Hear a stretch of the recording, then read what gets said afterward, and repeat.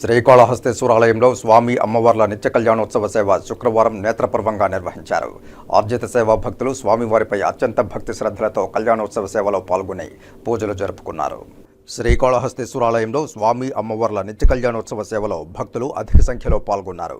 గిరిజాశంకరుల కళ్యాణోత్సవం చేస్తే తమ దాంపత్య జీవితాలు మంగళకరంగా సాగుతాయని, ముత్తైదుల సౌభాగ్యం కలకాలం ఉంటుందని ఆశిస్తూ కళ్యాణోత్సవ సేవ నిర్వహిస్తారు.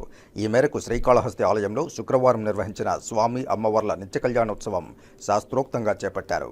స్వామి అమ్మవార్ల ఉత్సవమూర్తులను కొలువుదీర్చి కలశస్థాపన పూజలు జరిపి సంప్రదాయ పద్ధతిలో కళ్యాణోత్సవ పూజలు జరిపారు. అనంతరం స్వామి అమ్మవార్ల కళ్యాణాన్ని నేత్రపర్వంగా నిర్వహించారు. భక్తులు ఉమాశంకరుల కళ్యాణాన్ని తిలకించి ఆధ్యాత్మిక ఆనందంతో పరవశిస్తూ భక్తి ప్రపత్తులతో ప్రణమిల్లారు.